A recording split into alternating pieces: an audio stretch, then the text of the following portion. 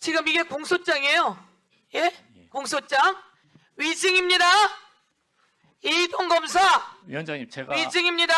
제가 다시 말씀드릴게요. 여기에 뭐라고 나와 있냐면 서운 등은 2020년 9월 21일 오후부터 9월 22일 오전까지 사이에 국가안보실 국가위기관리센터장 강건작으로부터 고 이대준의 실종 및 수색 상황에 대해 이 사람들은 수색을 한 거예요. 왜? 실종했나 보다. 아니면 혹시 무슨 안 좋은 일이 있나 보다라고 이 사람들은 찾으러 다닌 거예요.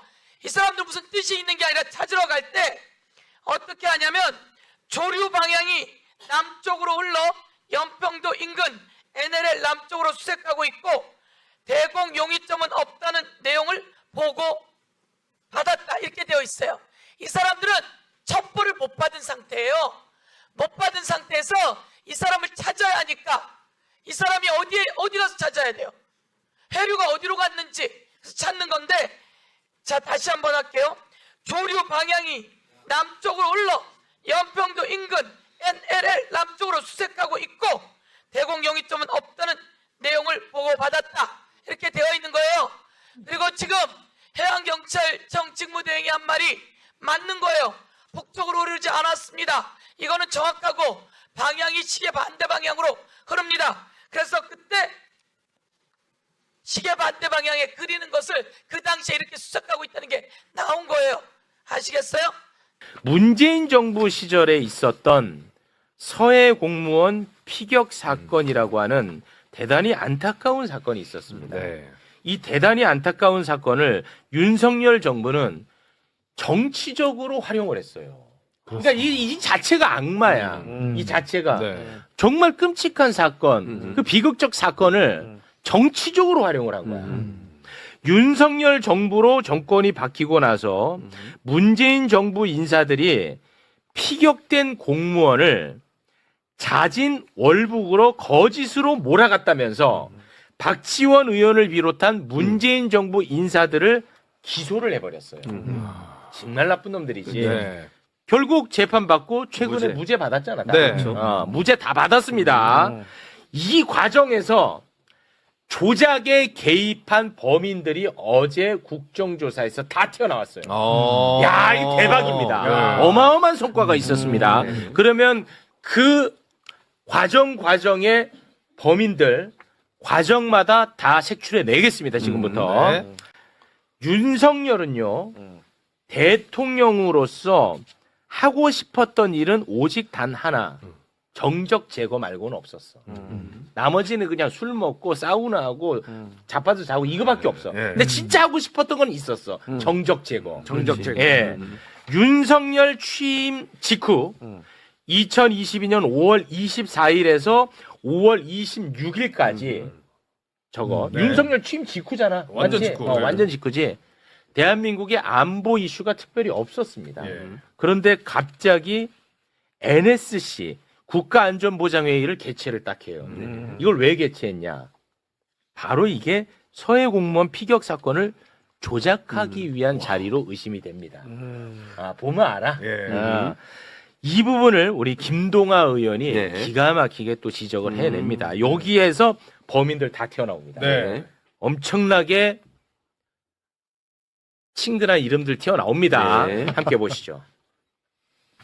윤석열은 대선 후보 시절부터 문재인 정부의 서해 피격 공무원 월북 가능성 발표를 굴종이라 비난하며 마치 문재인 정부가 거짓 발표라도 한 듯이 당선 시 진실을 규명하겠다고 공언했습니다. 그리고 윤석열은 대통령 취임 직후 특별히 새로운 안보상 이슈가 전혀 없었음에도 NSC, 즉 국가안전보장회의를 개최합니다. 그런데 위 회의에 국가의 안전보장과 전혀 무관한 정봉훈 해양경찰청장과 김성종 해양경찰청 수사국장이 참석합니다. 해경수사 담당자를 불러 서해 피격 사건을 뒤집고 조작하기 위해 개최된 것입니다. 그런데 더욱 경악스러운 사실은 국가안보와 전혀 무관한 인물, 당시 대통령실 법률비서관이었던 주진우 법률비서관이 나왔다. 그 자리에 있었습니다. 대북 관계 및 국가안보 관련 극비 상황을 논의하는 NSC에 왜 검사 출신이자 윤석열의 최측근인 주진우 당시 법률비서관이 참석했습니까? 대통령실이 직접 수사에 개입하고 감시하려는 의도가 아니었으면 도저히 있을 수 없는 일입니다. 저는 이것이 주진우 의원이 서해 피격 조작의 핵심 기획자이자 가담자라는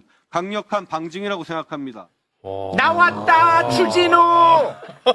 이 NSC가 서해 공무원 피격 사건 조작에 큰 그림을 그렸던 자리로 보는 겁니다. 원래 이거 기가 막혔습니다. 근데 어제 앞을 보고 들었는데 카메라가 옆에서 찍어가지고 잘 나왔어요. 네, 그러니까 속 터졌어요 저도. 원래 법률비서관이 들어가는 자리가 아닌 거죠? 전혀 아니라고 전혀 합니다. 아닙니다. 전 정권도 그렇고 지금 제가 말씀드리긴 그렇지만 여러분들한테 조사를 한 상황에서 법률비서관이 전혀 들어갈 수 있는 자리가 아니었고 특히 그 당시에는 국가안전보장과 관련된 어떠한 이슈도 없는 상황이었고 네. 더 나아가서 명확하게 확인된 것도 해양경찰청장과 수사국장이 들어갑니다. 수사하는 사람이 사실은 들어갈 자리가 아니거든요. 그렇지. 국가의 안보에 관한 상황인데. 아. 그리고 지금 군에서도 NSC와 그 이후에 이어진 실무회의에서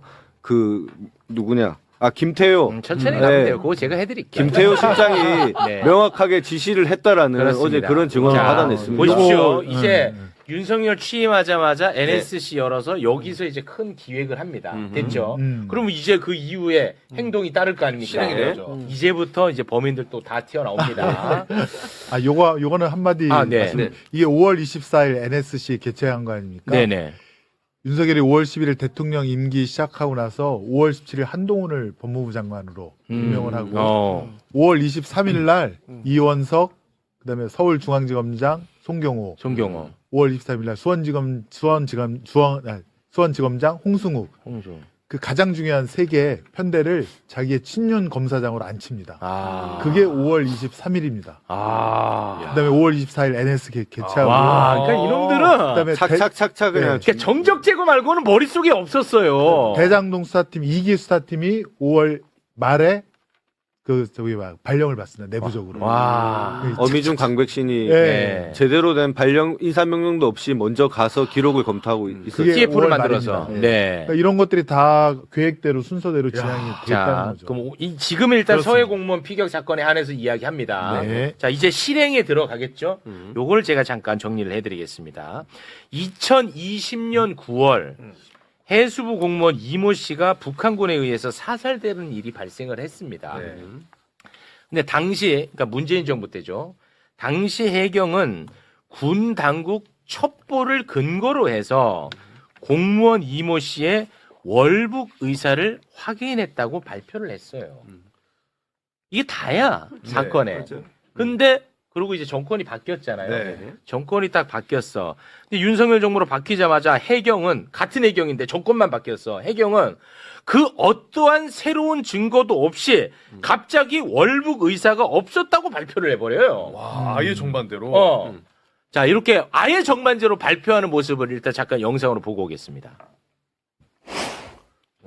북측 민간 선박의 월북 의사를 표명한 구체적인 정황 등을 고려할 때 실종자는 월북한 것으로 판단됩니다. 종합적인 수사를 진행했으나 월북 의도를 인정할 만한 증거는 발견하지 못했습니다. 자, 이렇게 정말 이렇게 동전 뒤집듯이. 그냥. 됐지? 네. 그러면 이 짓을 과연 누가 했을까? 이제 범인 잡습니다. NSC 아까 열었죠? 네. 그 이후 해경이 2022년 6월 16일에 수사 결과를 지금 발표를 한 거예요. 네. 그런데 그 사이 NSC와 이 발표 그 사이에 6월 10일 김태효 주재로 관련 회의를 개최를 합니다.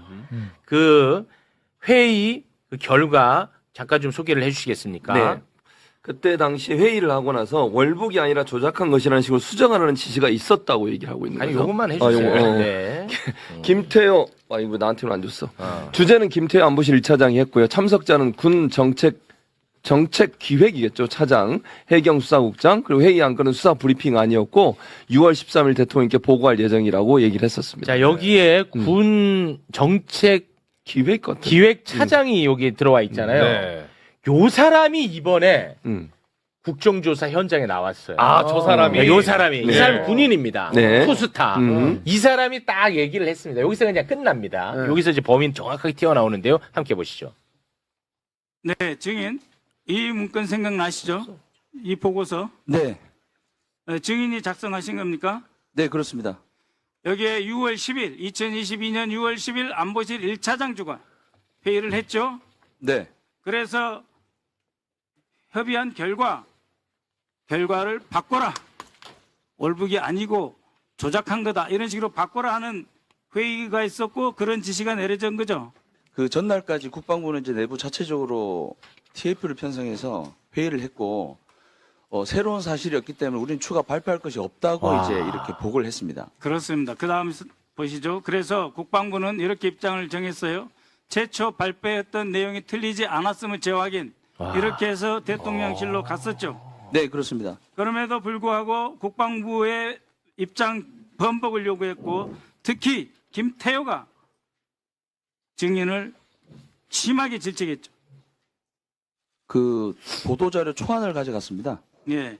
요구를 해가지고 초안을 가져갔는데 거기서 직접 수정도 하고 그렇게 했었어요. 그러니까 김태효가 직접 수정하고 네, 그 사이에 아무런 조사도 없고 새로운 증거도 없었는데 김태효가 직접 긋고 새로 수정해서 그대로 국방부 해경 발표하라고 한 거 아닙니까? 네, 됐지. 발표 조작 범인 김태효. 이렇게 볼 수 있죠?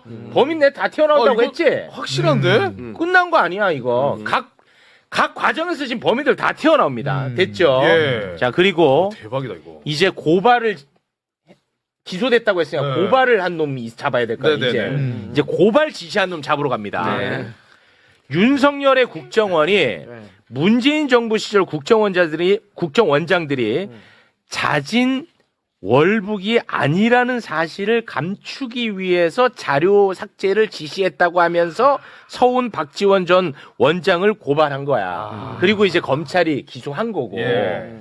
그런데 이재명 정부의 국정원 감사 결과 고발을 윤석열이 지시했다라고 밝혀졌습니다. 이건 우리가 과거에 한번 다룬 적이 있어요. 심지어 삭제됐다고 했던 자료도 지금 현재 그대로 있고 맞아.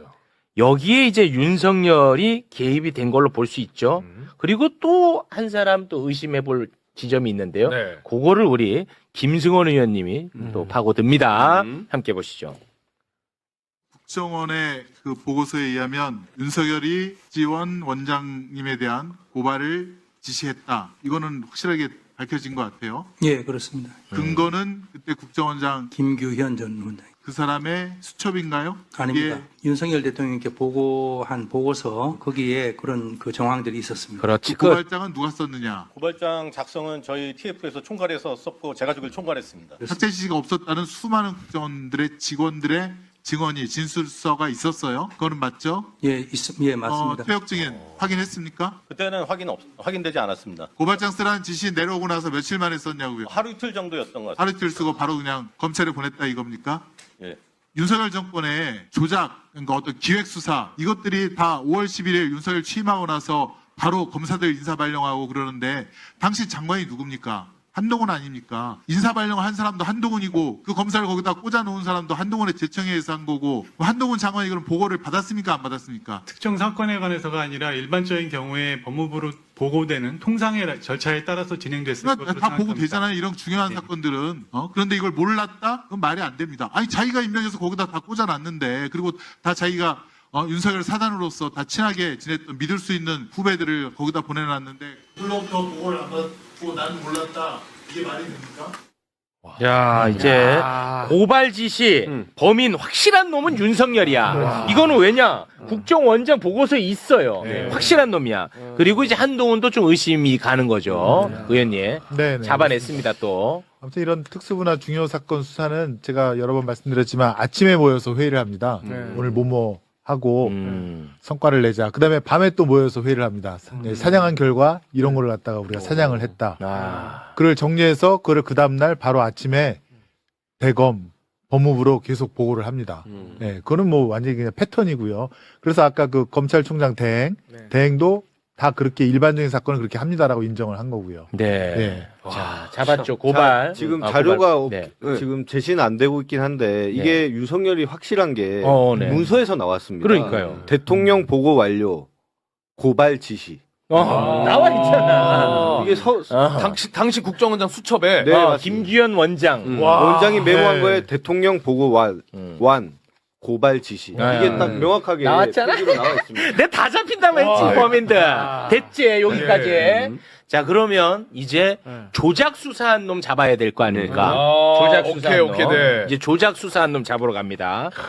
윤석열의 검찰은요, 서해 공무원이 실족했다는 어떠한 근거도 갖고 있지 못했습니다. 검찰에서는. 없었어. 네. 근데 자진 월북이 아니고 실족 사고라고 얘기를 하는 거야. 그런데 박지원 이런 놈들은 너네 왜 자진 월북이라고 했냐 이거야. 그걸로 이제 잡아 넣은 거야. 그런데 서해 공무원이 만약에 실족해서 해류를 따라 북으로 떠내려갔다면 당시 해류는 북쪽으로 흘러야 되겠죠. 그렇죠. 그렇게 그런데 남쪽으로 흘렀습니다. 당시에 이거는 뭐 제가 단언해도 됩니다. 그리고 검찰도 그렇게 기록을 해놨어요. 검찰도 어디에 기록했어? 수사 기록에 공소장에 심지어 공소장에 써놨어. 남쪽으로 흐르고 있어. 자, 그러면은 조작 수사한 거죠? 네. 조작 수사한 범인 영상으로 만나보겠습니다. 당시에 해류가 남쪽으로 흘렀습니까? 북쪽으로 흘렀습니까? 제가 지금 시간이 많이 근데 제가 기억하기로는 북쪽으로 흘렀기 때문에 해류를 타고 북쪽으로 갔을 거라고 그렇게. 본인이 썼던 공소장 기억 못 하십니까? 조류 방향이 남쪽으로 흘러 연평도 인근 NLL 남쪽으로 수색하고 있었고 대공 영위점은 없다는 내용을 보고받았다. 공소장 누가 썼습니까? 제가 썼습니다. 야, 이거 대박 사건. 애드립으로 거짓말해버리네. 이 위증. 위증입니다, 위증. 자, 검찰의 공소장 소개해 주세요. 네, 피고인 서훈 등은 2020년 9월 21일 오후부터 9월 22일 오전까지 사이에 국가안보실 국가위기관리센터장 강건작으로부터 수색 상황에 대해 조류 방향이 남쪽으로 흘러 연평도 인근 NLL 남쪽으로 수색하고 있었고 대공 혐의점은 없다는 내용을 보고받았다. 이렇게 공소장이 돼 있어요. 대체 저걸 이희동이 지가 썼다는 거 아니에요? 지가 썼어 이희동이가. 근데 뻥쳐. 와, 진짜 뻔뻔하다. 이놈들 어떡하냐? 이희동은 나와서 저렇게 얘기하지만 공소장에도 실족이라는 얘기가 없습니다. 없어. 오히려 월북했을 정황이 있다라는 내용이 공소장에 자기들도 그렇게 쓰고 있습니다. 그래놓고 이놈들이 어떻게 했냐? 구형을 때렸잖아, 어마어마하게. 지금 서훈 전 국정원장은 징역 4년, 서욱 전 국방장관은 징역 3년, 그리고 박지원 전 국정원장은 징역 2년을 구형을. 이것들 진짜 너무 나쁜 놈들 아닙니까? 그렇지, 나쁜 놈들이. 그렇습니다. 네. 와, 그러니까 결국 무죄 나왔습니다. 네. 다 무죄 나왔죠. 힘으로 밀고 간 거네 그냥. 그러니까 의도적으로 문재인 정부 때 잘못이 있다는 걸 만들어내려고 한 거예요. 정적 제거를 위해서. 그렇습니다. 아니 근데 하려면 사실은 뭐 언론이나 방송에서 자기들이 나와서 이게 조작됐다라고 그러니까 월북이 아니다라고 강변했으면 공소장이라더라도 그렇게 써야 되는 거 아니에요? 근데 공소장을 막상 봤더니 전혀 다른 얘기가 써져 있는 겁니다. 맞아요. 오히려 월북은 맞지만 뭐 제대로 수색을 안 했느니 뭐 이상한 얘기들만 장황하게 써 있고 제대로 이게 월북이 아니다. 그런 얘기가 이런 방구에 언급도 안 되어 있습니다. 공소장에. 지금 이게 공소장이에요. 예? 공소장 위증입니다. 이희동 검사 위원장님 위증입니다. 제가 다시 말씀드릴게요. 여기에 뭐라고 나와 있냐면 서훈 등은 2020년 9월 21일 오후부터 9월 22일 오전까지 사이에 국가안보실 국가위기관리센터장 강건작으로부터 고 이대준의 실종 및 수색 상황에 대해 이 사람들은 수색을 한 거예요. 왜? 실족했나 보다. 아니면 혹시 무슨 안 좋은 일이 있나 보다라고 이 사람들은 찾으러 다닌 거예요. 이 사람들 무슨 뜻이 있는 게 아니라 찾으러 갈 때 어떻게 하냐면 조류 방향이 남쪽으로 흘러 연평도 인근 NLL 남쪽으로 수색하고 있고 대공 용의점은 없다는 내용을 보고 받았다 이렇게 되어 있어요. 이 사람들은 첩보를 못 받은 상태예요. 못 받은 상태에서 이 사람을 찾아야 하니까 이 사람이 어디 가서 찾아야 돼요? 해류가 어디로 갔는지 찾는 건데, 자, 다시 한번 할게요. 조류 방향이 남쪽으로 흘러 연평도 인근 NLL 남쪽으로 수색하고 있고 대공 영위점은 없다는 내용을 보고받았다. 이렇게 되어 있는 거예요. 그리고 지금 해양경찰청 직무대행이 한 말이 맞는 거예요. 북쪽으로 흐르지 않았습니다. 이거는 정확하고 방향이 시계 반대 방향으로 흐릅니다. 그래서 그때 시계 반대 방향에 그리는 것을 그 당시에 이렇게 수색하고 있다는 게 나온 거예요. 아시겠어요? 자, 이야기해 보세요. 예. 제가 이제 기억이 났는데 제가 오래전에 기소한 거라서 네. 다시 말씀드리겠습니다. 반시계 방향으로 도는데 이게 반시계 방향으로 도니까 밑으로 내려갈 수도 있지만 위로 올라갈 때는 또 북한으로 갈 수도 있습니다. 그래서 남쪽 가능성도 있고 북쪽 가능성도 있는데 그때 무슨 더미 실험 이렇게 물건을 던져서 했을 때 북한으로 가는 경우도 있었다고 합니다. 그래서 그리고 또 한 가지 중요한 것은 물살이 세기 때문에 도저히 물살을 거스르고 북한으로 갈 수는 없습니다. 제가 이제 그렇게 기억하는 거는 남쪽으로 흘렀을 수도 있는데 때마침 이대준 씨가 떨어졌을 때는 반시계 방향에서 위로 올라갔기 때문에 북한으로 그 물살을 타고 갔다고 그렇게 기억을 하는 것입니다. 이동 증인 예. 오늘 명확하게 위증했어요. 이동 증인은 지난번 관봉권 띠지 때도 그 관봉권 띠지가 2018년 돈입니다 라고 이야기를 해서 그 띠지에 2022년 5월 13일이라고 되어 있음에도 불구하고 2018년 겁니다. 그거 띠지 없었으면 그렇게 거짓말하고 끝났을 사람이에요. 그렇게 증언한 적 없습니다. 그래요? 예. 내가 질문해서 답변해놓고 그렇게 증언한 적이 없다니 위증입니다. 그 위증 가지고 위증 마저 확인했어요. 그건 내가 질의했고 모든 영상에 다 남아있어요. 의원님, 저것은 그때 위원장 2018년 돈입니다. 그래서 이것은 윤석열 정권 이후의 돈이 아닙니다 라고 이야기를 했다고요. 그런데 그 띠지에 그런 취지로 말씀드린 게 아닙니다. 2022년 5월 13일이라고 써 있어서 내가 2022년 5월 13일이라고 지적해 주니 아 그렇군요 라고 했는데 자 어마어마한 일을 한 거예요. 이번에 그런 몇 취지로 명을 말씀드린 감옥에다 것이 아닙니다. 집어넣어놓고 이 모든 감옥살이한 그 보상은 모두 다 이동 증인이 다 보상해야 돼요. 얼마나 많은 사람들을 수사하고 피해를 줬는지 이동이 한 게 아니잖아요. 윤석열이 지시한 거고 그걸 김태우가 지시한 거고 주진우가 지시한 거고 전혀 그것을 그렇지 않습니다. 김규현이 지시한 거고 그것을 당시 법무부 장관이 내려보낸 거고 들어가세요. 지금 어디서 거짓말을 해요? 이 국정조사가 얼마나 합리적이고 얼마나 진실을 규명하는데 가까이 다가가는지 아십니까? 지금 여러분에게 제가 말씀드리면 전국에서 곳곳에서 지금 이 보도를 보고 있습니다. 제가 한 번 더 말씀드리겠습니다. 아까는 아주 많은 분들이 봤고요. 지금은 JTB, 국회방송, JTBC, 서울의 소리, 오마이TV, MK타카 등 엄청난 곳에서 지금 이 시간도 보고 있습니다. 그 사람들이 모두 보고 와 아까 했던 말하고 거짓말을 하네, 바뀌네, 잘 찾아냈네 라고 하는 겁니다. 이게 공소장이고요. 여기에 이동 검사가 쓴 글이에요. 아시겠어요? 이동 검사가 남쪽으로 흐른다 라고 하는 걸 보고한 글입니다. 다시 한번 말씀드립니다. 다음은 정태호 의원님. 예, 김태균 정의님 계신가요? 예. 예, 나오시죠.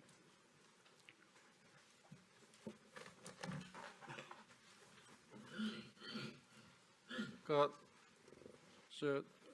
월북 판단하는데 그때 1차 수사팀 총괄하셨죠? 아닙니다. 저는 2차 수사 결과, 중간 수사 결과가 발표 나오고 난 후 네. 10월 11일경부터 사건 담당 과장으로 있었습니다. 이 월북 부분에 대한 입장이 어떠신가요? 월북 판단은 제가 담당하기 전에 판단이었는데 제가 사건을 담당하고 난 후 월북 판단을 뒤집을 만한 증거 관계나 수사 기록을 본 적이 없습니다. 그렇죠. 그리고 기존의 월북 판단은 군 첩보와 기타 여러 상황 등을 종합해서 해경청에서 판단한 걸로 알고 있습니다. 그러니까 정인 입장에서는 원래 처음에 국방부와 해경에서 발표했던 월북 판단을 바꿀 만한 특별한 사유는 없다. 예, 그러한 기록은 보지 못했습니다. 그런 거죠. 예, 들어가시죠. 이 판결문에도 지기현 판사가 내린 판결문의 내용에도 이렇게 나와 있습니다. 월북 의사를 표명한 정황 자체는 확실한 사실로 보이고 기록상 드러난 여러 정황을 종합하면 월북 시도 가능성을 쉽게 배제할 수 없다고 보는 것이 평균인의 판단이다. 이렇게 정리를 하고 있습니다. 지기현 판사도 이걸 월북으로 보는 것이 평균인의 판단이다. 이렇게 정리를 하고 있죠. 박상춘 정의님 시간 정지해 주시고요. 박상춘 정의.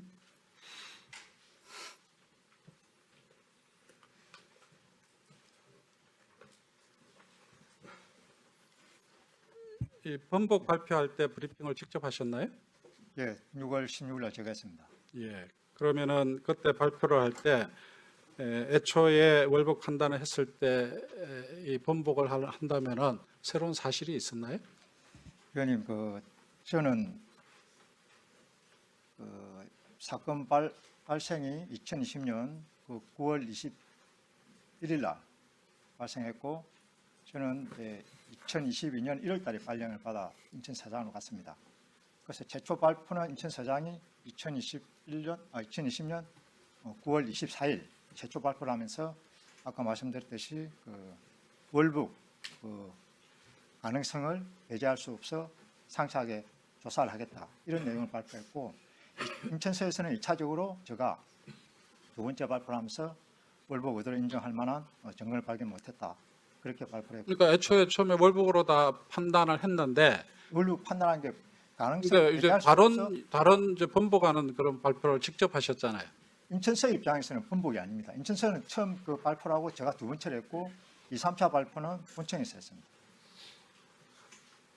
그러니까 번복하는 브리핑을 직접 하시지 않았어요? 그러니까 인천서 그래서 오늘 정인으로 나오셨죠. 인천서 입장에서는 번복이 아니고요. 예. 인천서 입장에서는 번복이 아니고 인천서에서 1차 발표를 2020년 9월 24일 날 했고 1차 발표입니다. 인천서에서는. 그리고 제가 2차 2022년 6월 16일 날 했습니다. 2차, 3차 발표는 본청에서 했기 때문에 그때는 제가 그 수사 선상에 없었습니다. 그 수사 라인에 없었습니다.